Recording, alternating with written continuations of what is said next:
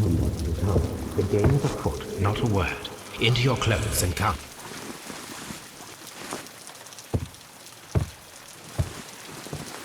I'll wait for you in the sitting room. I've just received a note from Inspector Lestrade, a letter from the suburbs. He is in need of my presence. Whenever he has asked for my assistance, it has always turned out to be entirely justified. I fancy that every one of his cases has found its way into your collection. Yes, they all seem worthy of... However, I regret your fatal habit of looking at everything from the point of view of a story instead of a scientific exercise. Oh, Holmes, you... I beg your pardon, I digress. It would be much better to examine this letter than to try to convince you.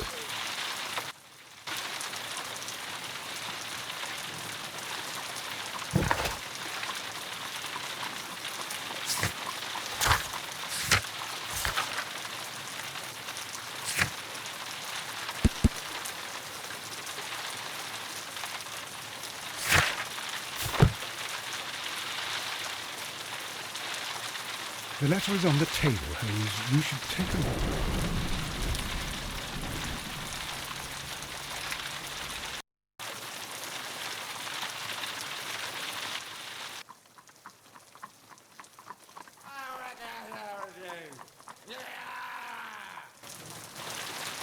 The letter is on the table, Holmes. You should take a look. I agree with you, Toby, that Watson's shoe is preferable to Mrs. Hudson's cold cuts. The letter is on the table, Holmes. You should take a look.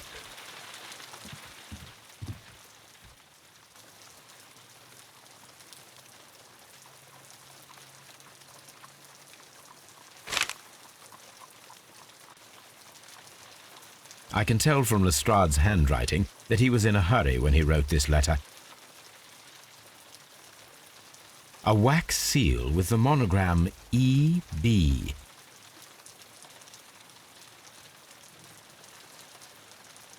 The Brackenstall family coat of arms.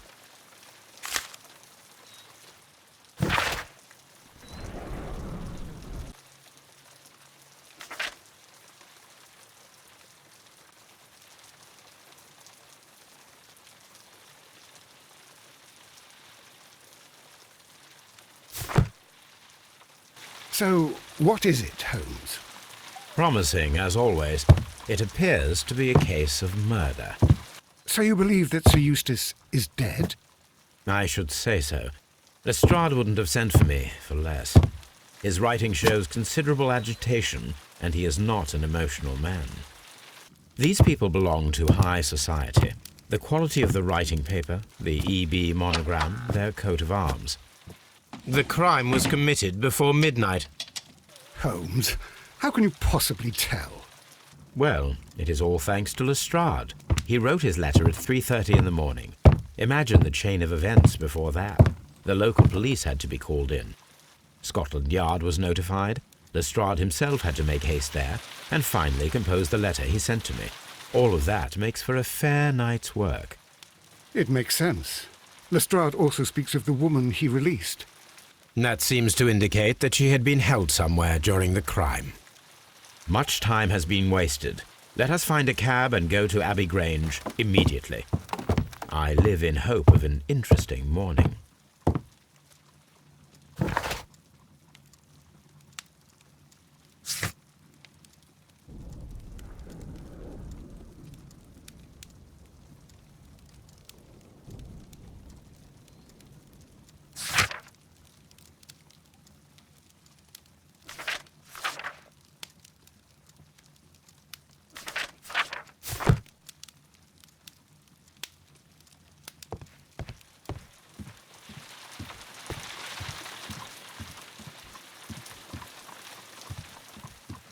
Let's go to Abbey Grange. This is where I keep my post.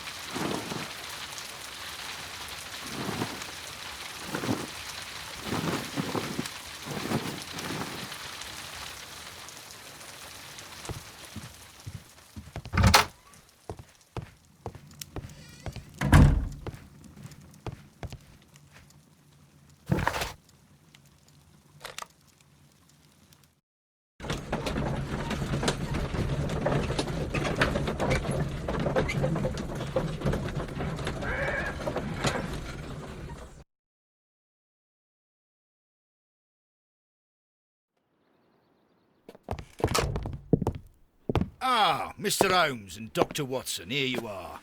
I'm very glad that you have come, but perhaps I should not have troubled you after all. And why is that? Lady Brackenstall has come to her senses, and she has given so clear an account of the affair that there is not much left for us to do. You remember that Lewisham gang of burglars? What, the three Randalls? Exactly. The father and two sons. It's their work. They stole a silver service, which is of great value. Sir Eustace Brackenstall is dead, then? Yes. His head was knocked in with his own poker. A violent act of aggression. Yes, the poor lady. She has had a most dreadful experience. She was assaulted and tied to a chair. But I think that you would best see her and hear her account of the facts. She's in the morning room with her maid, Teresa Wright. Where is the body of the deceased? In the dining room. We haven't touched anything. All right, I'm going to examine it. Very good, Watson.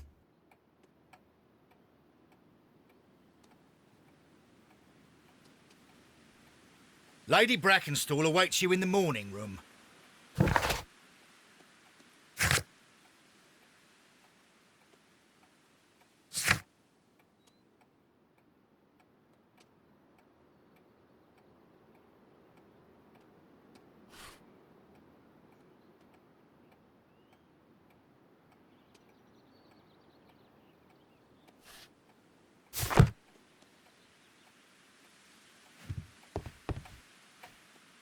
Lord Ramsay Brackenstall.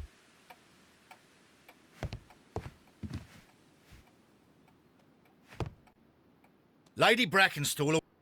Lord Brigham Brackenstall. Sir Warthen Brackenstall. Lord George Brackenstall.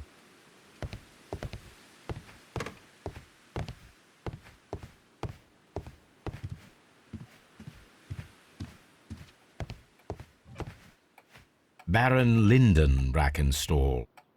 The Brackenstall family seems rather austere.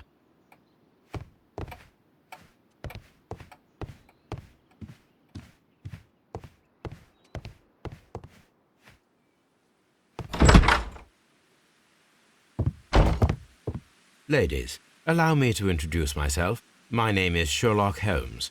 I'm assisting Inspector Lestrade in this investigation. Mr. Holmes, I am the wife of Sir Eustace Brackenstall. We were married only a year ago. I am sorry for your loss. Please accept my deepest condolences. I suppose that it is no use my attempting to conceal that our marriage has not been a happy one. I fear that all would tell you that, even if I were to attempt to deny it.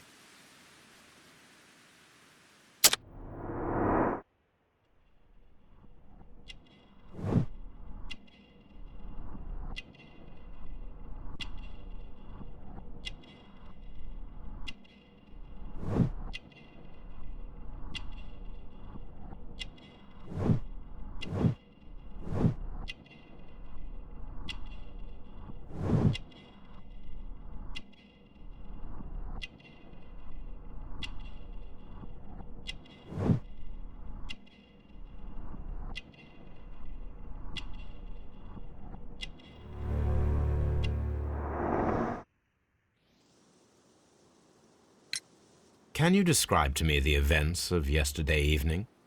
Is it really necessary? I have already told Inspector Lestrade all that happened. Yes, madam, it is.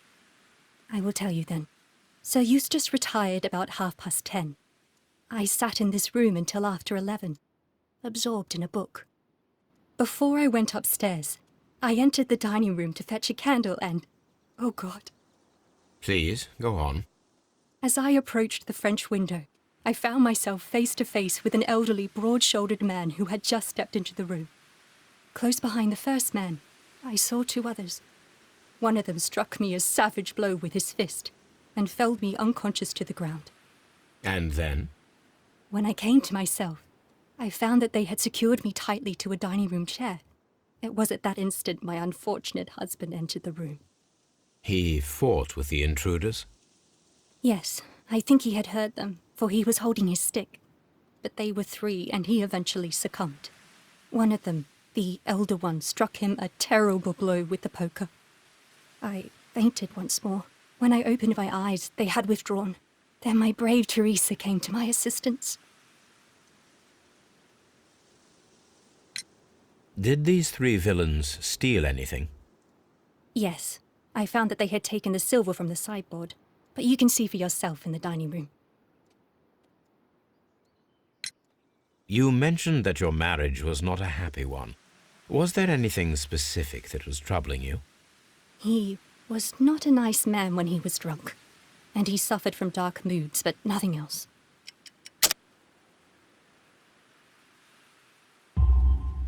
The bruises on your hands are at least 1 week old. Your husband caused those bruises? Oh, do you? Yes, he did. He was very angry at the time. Out of control. Again. Sir Eustace was a drunkard. To be tied to such a man for life is worse than death. Your ladyship?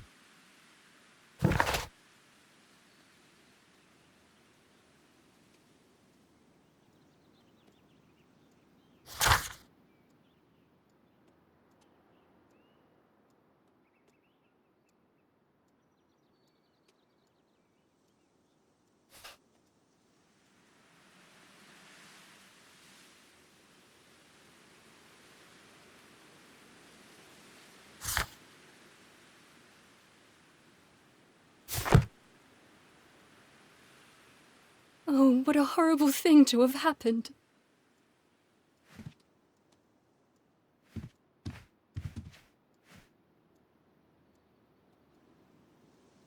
Teresa, I would like to hear your testimony. Certainly, sir.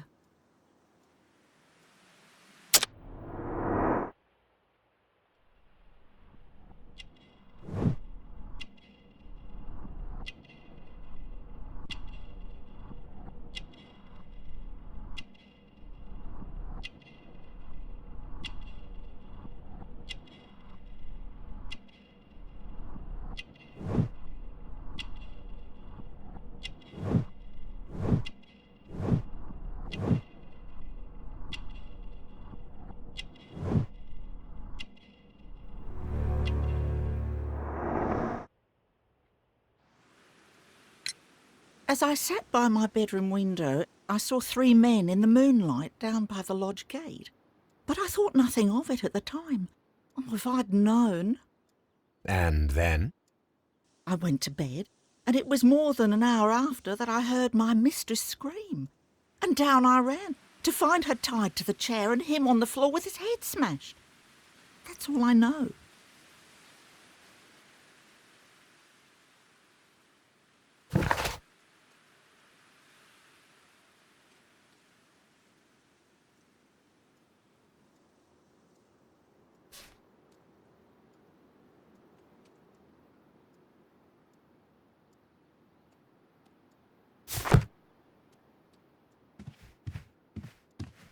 My mistress is very tired. Can't you allow her to her room?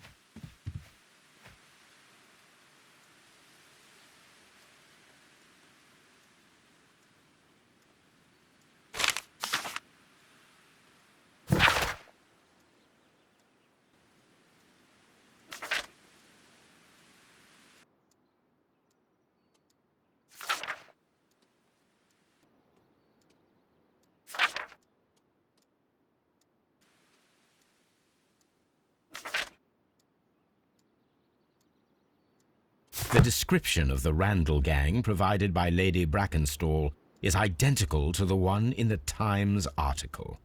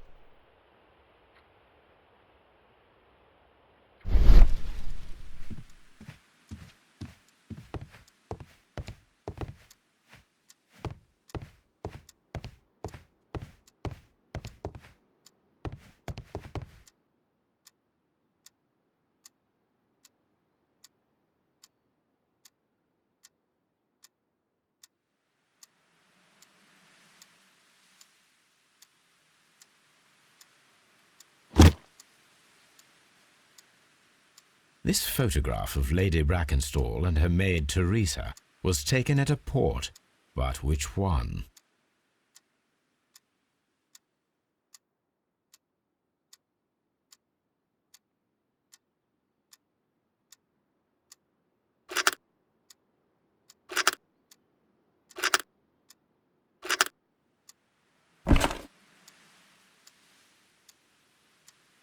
So the lady and her maid came from Australia a year and a half ago on this ship.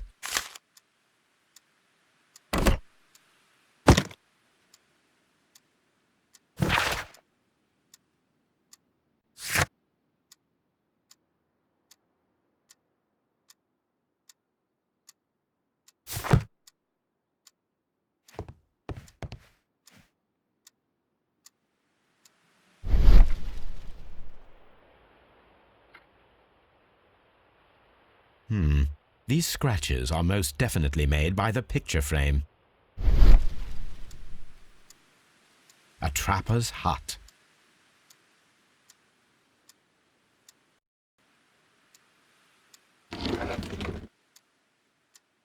This is Sir Eustace's safe. There may be something important inside. I must ask Lady Brackenstall to open it.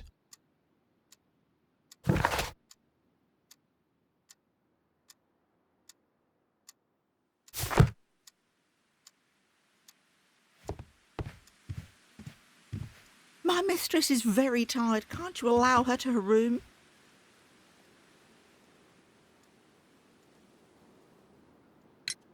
Lady Brackenstall, could you open this wall safe? No, it is my husband's safe. I do not know the combination. We have to open it. Your ladyship?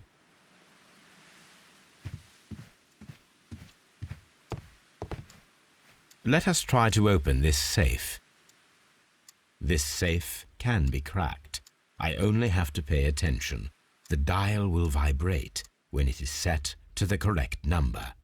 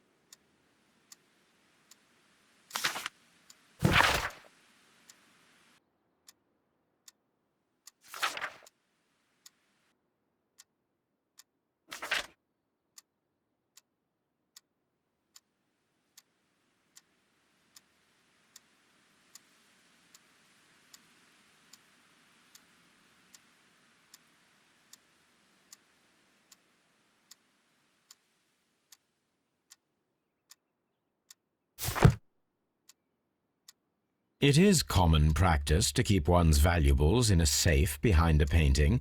It should not really pose a challenge for a criminal. Antique coins, possibly of value, but they're scattered without care.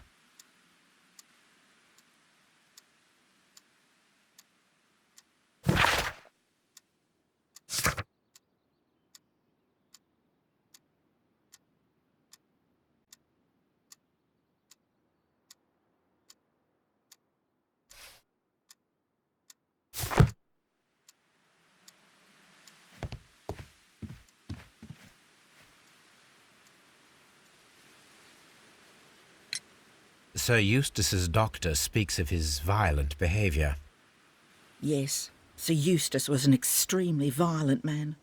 A detestable human being, to be more precise.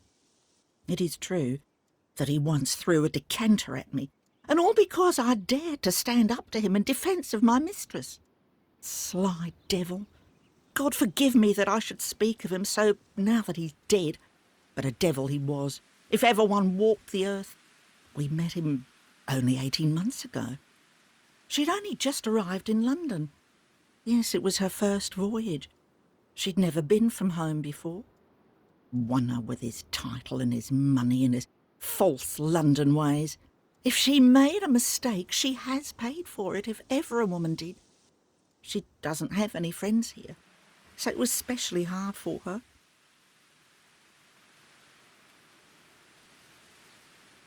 Oh, what a horrible thing to have happened.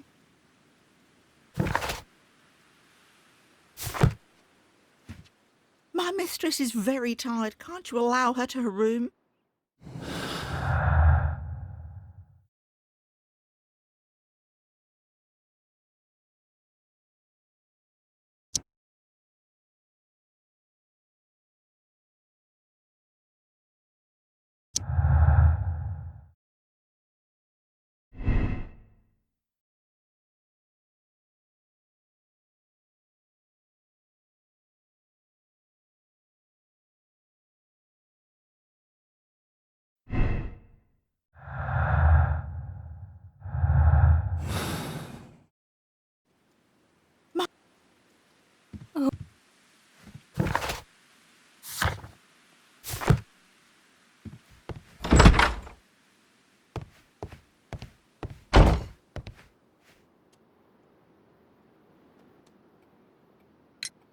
What do you know about Sir Eustace, Inspector? What was his reputation? A charming man when sober, but an absolute demon when he was drunk. In such moments he was apparently capable of anything. Why, once he splashed fuel on Lady Brackenstall's dog and set it alight. Another day he threw a decanter of wine at Miss Wright's head. The alcohol seemed to madden him. To the point that we were forced to intervene several times to avoid a scandal.